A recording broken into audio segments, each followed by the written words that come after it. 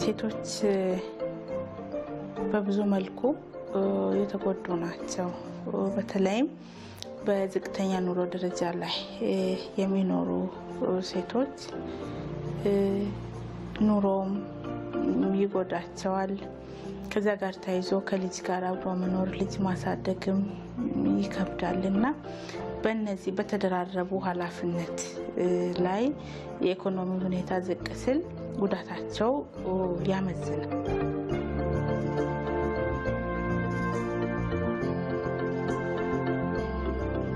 ሙሉ ስሜ እልፍነሽ ኦሳ ሐዋሳ ባላደራሽ አዳሬ ቀበሌ።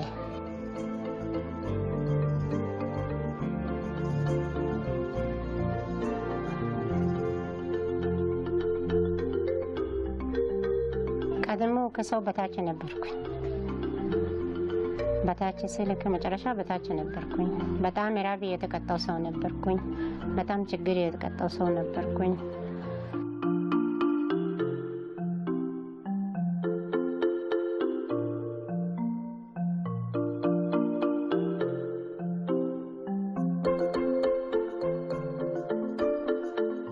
ከተማችን እንግዲህ ወደ 8 የሚሆኑ ክፍለ ከተሞች አሉን።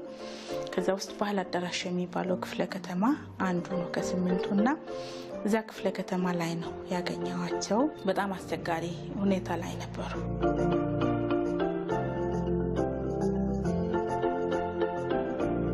አንተ በረከት የሚባለው ልጅ ነበር። አማት ልጅ ሆኖ ባለቤቴ ታስረ ወይን ቤት ያለው ታመመ። ብር 50 ሕክምና ሳንቲም አጣ። ብር 50 ማለት አሁን ሰዓት ለምነው ሰው የማይሰጥ ብር ናት። አሁን ወዲህ ስንል ወደዛ የሚሸጠው ልብስ የለኝም። ያለችው አንዷ በማርፌ ሰፍቼ ነው የምለብሰው። አሁን የት ልሄድ ብዬ ሲያለቅስ መላጠፋ ልጄ እጄ ላይ ልሞት ነው ያለው። ተመራጭ ምንድን ነው ብዬ ልመና ወጣ።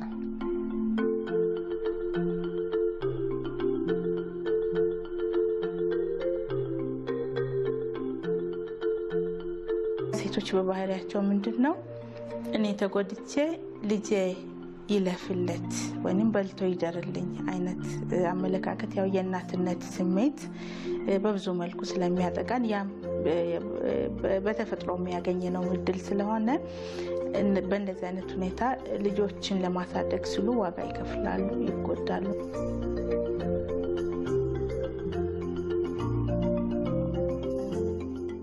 መጀመሪያ ቀን ሱምን ብቻ አገኘሁት። አሁንም ይሄ ልጅ ውስጥ ወይ ጭንቅላቱ ውስጥ ገብቷል። ይሄ የወደቀው ቤት እንትን ጆኒያ የድሮ ሱካር ጆኒያ ካወቃችሁ በሱ ላይ ነው በሩ የሚዘጋው ትንሽ መደብ ላይ ያቺ ጆኒያ 3 ልጆቹን ለብሰን ነው የምናድረው። ልጁ አሁን እኔ የሚወደው ልጅ ሆዴ ውስጥ ያስገብቼ እነዚህ 2 ልጆቹን በዳር ነው የሚያስተኛው።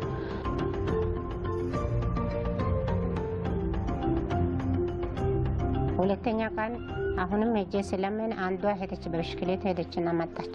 3 ዞረች። አሁን እኔ የሚያስቸግረው ልጅ ምለው ለኔ ስጪ አለች።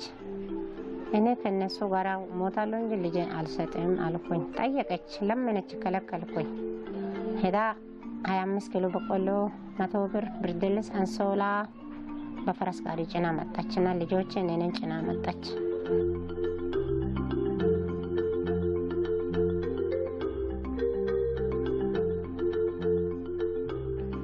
ለበቆሎ አስፈጭ ብላ 20 ብር ሰጠች።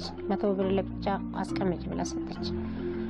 በዛ ብር ሎሚ ገዝቼ የሸጥኩኝ ምን ሲል አንድ ቀን በጣም ለኔ አሁን ልመና በላይ የሆነችዋ 8 ሰዓት ነጋ ብዬ አሞራ ገደል 7 ልጅ ህፃን ሎሚ አሸክሜ ሲሄድ 05 ሲደርስ ጅብ ከተለ። ጅብ በቃ ጣደፈ። እኔ ልጁ ማያወሰድ ጮኩኝ። አንድ ዘበኛ ኮምፖኒ ዘበኛ ሮጦ ወጣና ልጄና እኔ አሳደርን። ጠዋት ስነጋ አሞራ ገደል ሎሚ ወሰድኩና 20 ብር ገዛው ሎሚ 70 ብር ሸጥኩና ቤት መጣሁ። እዚህ ጓሮ አመድ አለ። አመዱ ላይ እንደተኙትና ይሄ አመድ ቦታ ነው። ገብርኤል አልኩ። ሌላ ቃላት መተናገርኩ። ወይ ግደል ወይ ቀናውጣ ልጆቼ ሳይሞት እኔ እንግዲህ ያልኩኝ በጣም ደም ነው ያለቀስኩኝ። ለቅሶ አይደለም።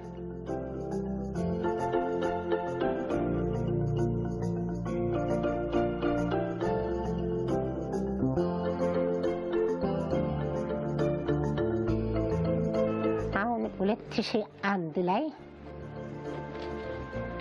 አፋቶ ውጭ እዛ ጋር 5 ብር አፋቶ ይዤ ሲሸጥ ገነት በዛ ሰዓት አላውቃት እሷ ምን ያታል በሞተር ጋር ትሄዳለች።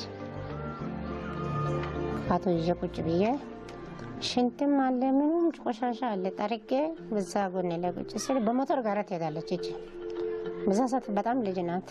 መጣች ራሱ ትንሽ ስልጠና ወስደሽ ትነግጃለሽ ለነገ ብር ትንሽ ብር ይሰጣል አለች። እሺ ብዬ ሄድኩና 5 ቀን ሰለጠነን። ወይዘሮ እልፍነሽ ጋርም በርካታ ሴቶች አሉ በስልጠናው ወቅት ያገኘናቸው። ከዛ በፊትም በከተማ ውስጥ በመናይበት ጊዜ በእንደዚህ አይነት ሁኔታ ላይ የተጋለጡ ሴቶች በርካታ አሉ። ስልጠና ሰለጠነን 10 ቀን ውስጥ ፎቶ በየቦታ እንትን ባለዋሉ እርሱ አሞላን። 3 ተጣመሩ ነው ወሰደዋሉ። 3 ሰው ተጣመረን። የኔ ብዙ ናቸው። 3ቱም አንድ ላይ ነው ጨረሰን። አንድ ሰው ወደ ያላ ያቀረበ የለም። ጨረሰን። እነሱ እኔ 4 ወር ውስጥ አንዴ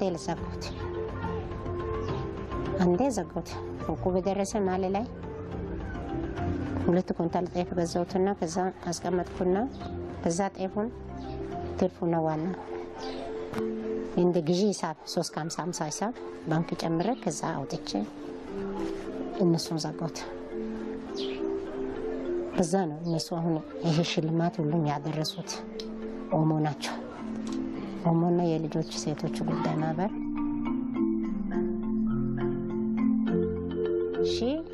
300 ብር ተሰጠ። አባል 250 ተሰጠ። በዛ አባል አሁንም አለ 2 ሻርብ ነው 2 ቀምስ ነው የገዛሁት የተሰፋ ከዛ ማጣውትና አባል ብሩን ሰጥቶት እንቁጣጣሽ 4 ቀን አለ እኔ እነሱ ብር ሲሰጥ አሁን ይሄ ልጅ እልፍዬ ወይ ብርን ስጋ ሰው ቤት መብላት እኛ አንድ መደብ የምናተርፋ አይሻልም? ማን ይበላል በሬው? እኔ ዞሬ አሞላለሁ ይሄ ነው ያለ። እሺ ሁለታችን ሄደን በሬ ገዛን። ጎትተን ይዘና መጣን። ይሄ ቦታ ላይ አሰረን። ከዛ ልጁ በጣም አራዳ ነው። በሬ ዞሮ ጎትቶ ይዞራል። ከዛ ይመዘገባል። 12 ሰው ሞላ 353 ከ50 ሂሳብ ነው አረገን። አንድ መደብ እና 1200 ብር ተረፈ። አሁን መስከረም 1300 ብር ገዛን። 5500 ብር ተረፈ። ይሄ ያለው ቴክኒክ ሙያ ስራ ወጣ።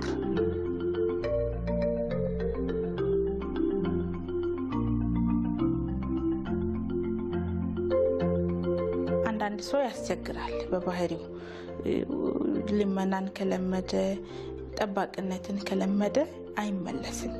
ግን ወደዛ የገባው አልነበሩም። አጋጣሚ ሆኖ የሆነ እድል ባገኝ ሰርቼ ለወጣለሁ ልጆቼን አኖራለሁ የሚል ወኔ ነበረ ውስጣቸው ላይና እንዳገኘናቸው በጣም ደስተኛ ነበሩና ስልጠናውን ተሳተፉልን። በስልጠናው ባገኙት ግንዛቤ ደግሞ ባዶ እጃቸውን አልነበረም ልንሸኝ ያሰብነውና ተወሰነች ገንዘብ ነበረች ወደ ገቢ ማስገኛ በዛው በአካባቢያቸው ላይ ባለው ነገር ሰርተው ማገገም እንዲችሉ ወደ ጥሩ ደረጃ እንዲሸጋገሩ ነበረ ዋናው ዓላማችን ገንዘብ የምትሰጠውና የዛም የወሰድኩኝ 7000 ብር ባንክ እነሱም ሽልማት የሰጡት ብር ባንክ ሰጡት። ከዛም ቤት መጣሁ። በቀን ስራ ላይ በኮንትራት የሚሰሩ ስራዎች በመንግስት በኩል አውትሶርስ የሚደረጉ ስራዎች ነበሩ ዩኒቨርሲቲ ላይ እና ቴክኒክና ሙያ ላይም አንድ ስልጠና ነበር ያገኘነውና ሰለጥናለሁ ነበር ያሉት። እየፈራን ነበር የላክናቸው። ምክንያቱም በእድሜም ትንሽ ከፍ ያሉ ናቸው። አብዛኛው ወጣት ነበር እዛ የሚገባውና እኔም መሰልጠን እችላለሁ መስራት እችላለሁ የሚል ውስጣቸው ላይ የነበረው ጥንካሬ እንድንልክ ነው ያደረገና ላክናቸው። ስልጠናውን መሀል ያቋረጡ ነበሩ በእርግጠኛነት። እሳቸው ግን አላቋረጡም። ጨርሰው ወጡ። ወደ ስራም ተሰማሩ። ከዛ በኋላ ኮብልስቶን ንጣፍ ላይ ተሰማርተዋል፣ ሰርተዋል። ያንንም እየሰሩ ይሄ እግሬ በቃ አመመኝ። እግሬ ሲያመም ቤት ገባሁ። ሄጄ ወጥ ቤት ምዝገባ መጣ አሉ። እሺ አልኩና እጄ ዛሬ እጅኩኝ ነገሰ ከኔ ላይ ነገሰ የሚባለው ልጅ አለ። ወደ ወሰደ መዘገበና አንደኝነት አረገና እጣው የሰው ጣለና ላከ።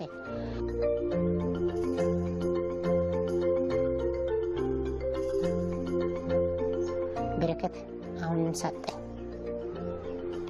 እሱ ሰጠው ያለን አሹ ይሄ ሳይሰራ በፊት ቀለም ኮንዶሚኒያ ቤት ደረሰ። ኦሮጦ መጣና ልፍዬ ወይ እኔ አንቺ ያስመዝግቤ መጣው እንቀባ ሁለታችን አለ። አዎ አልኩ። ሄደን 5 ክፍል ቀባን። እዚህ አሁን ኳስ ሜዳ ስታዲየም ፊት ለፊት እዛን ሰብ ቀባን። 5 ቤት ቀብተን 200 ብር ይዘን መጣን። በዚህ ተነስቼ ባጃጅ ገዛሁት። 2 አለ 2 ባጃጅ አለ። ቀጥሬ ነው ልጆቼ እንደ ልጆቼ ናቸው። ልጆቹ ሾፌሮቹ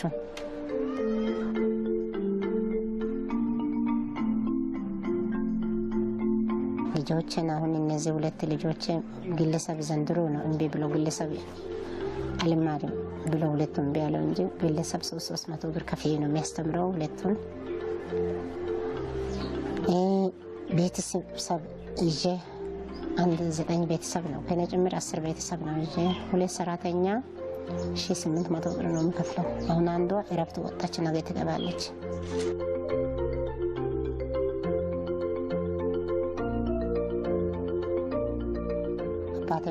አባቴ መሬት ላይ ድርሻዬ ሲያካፍል የደረሰው እስከ ባለ አዳራሽ ይደርሳል። ከዚህ ማለት ግን እኔ የተከልኩኝ ከዛ በላይ ነው።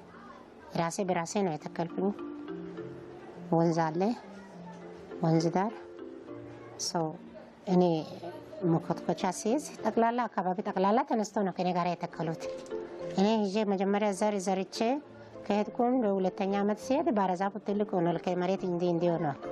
ባለፈው እጄ ዛሬ ዓመት 15 ሺህ ብር ሽጬ መጣሁ። የራሴ የተከልኩኝ ዛፍ ማለት ነው።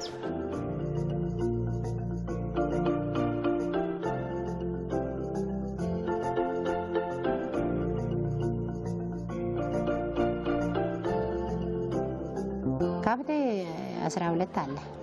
እግዚአብሔር ይመስገን። ወይዛ አለ ገጠሬ። ይሄ የአባቴ ላብ ነው።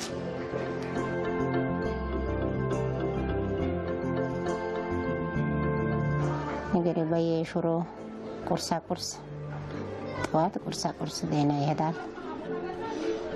ማታ 4 ሰዓትም ዜና ይሄዳል። እግዚአብሔር ይመስገን።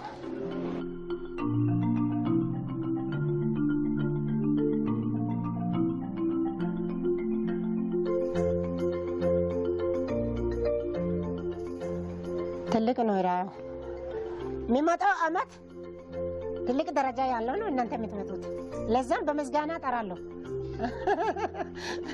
ዝም አይደለም ምስጋና የታምር ምስጋና ቆሜ የሚጠራው ምስጋና አለ። ተስተካክዬ ነው ያለው። ሲሰራ ነው የምናገረው ከአፍ እንዳይሄድ። ስለዚህ እኔ ያሰብኩ ሀሳብ ይሄ ነው። ዋናው ግባችን ሴቶችን ማሳተፍና ተጠቃሚ እንዲሆኑ ማድረግ ነው እና እዚህ ላይ ነው እንግዲህ በዋናነት የምንሰራው። አላማችንም ይሄው ነው። እንደ መምሪያ ሌላ ግብ የለንም። ሴቶችን ማሳተፍ ከዛም በተሳተፉ ልክ ተጠቃሚ እንዲሆኑ ማድረግ ነው። ገንዘብ ያለው እንዳጣ ሰው ቤት ውስጥ ቁጭ ያለ ሰው እውቀት ያለው በራሱ እጅና በራሱ ሀሳብ እውቀት ያጣው ሰው ቤት ገብቼ እንዲህ ሰርተ እንዲህ ብትሆን እንዴት ይሆናል ብዬ እመክራለሁ። ሴቱን ከሆነች እንዲህ ሆነሽ ቡና ሻይ ይዘሽ መንገድ ዳር ላይ ቁጭ በይ ብዬ ብዙ ምክር የሰጡት አሉ። ብዙ ሰርቶ የተለወጡት አሉ። አሁን እኔ ምክር ተነስተው እኔ የሚደርሱት አሉ። ስራ እኮ ስራ ላይ እንትን የለም፣ ኖርነት የለም። ስራ ኖርነት የለም። ለምን ለብነት ነው ኖር፣ ውሸት ማውራት ነው ኖር፣ አንተ ምቀኝነት ነው ኖር፣ ሌላ ነገር ነው ኖርነት የለው። ስራ ቡና ይዤ ብዞር ቢያንስ 40-50 ብር አላጣም። እውነት እኔ አሁን አንድ ፋርምስ 62 ብር ነው የሚሸጠው ቡና። አንድ ፋርምስ ሻይ 30 ብር ነው የሚሸጠው። ይሄ ስንት 20 ብር የገዛው ቡና ናት። ይሄን የሚሄደው 40 ብር ትርፍ አግኝቻለሁ። በጣም ትልቅ ተነሳሽነት አለ ውስጣቸውና እችላለሁ እለወጣለሁ የሚል የውስጥ ተነሳሽነቱ ትልቅ ስለነበረ ነውና ይሄ ተነሳሽነት እኔም በወጣቶቻችን ላይ እንዲሆን ፈልጋለሁ። ብዙ ገንዘብ እኛ ወደ ኢንቨስትመንት መቀየር የምንችለውን ፓስፖርት አውጥተን ወደ ማናቀው አገር ለመሄድ ለመሰደድ እዛ ደግሞ የሚደርሱን ድርብ ፈተናዎች ከዛ ጋር ተያይዞ ደግሞ የጤንነት ነገር አብሮ የሚመጣ የምናያቸው በጣም አሰቃቂ የሆኑ በእኛ በሴቶች ላይ የሚፈጸሙ ነገሮች አሉና ግን እዚሁ አካባቢያችን ላይ ከሆንን እዛ ሄጄ እሰራለሁ እለወጣለሁ የሚለው ኮሚትመንት እዚሁም ከመጣ በትንሽ ነገር መለወጥ ይቻላልና ይህንን መልእክቴን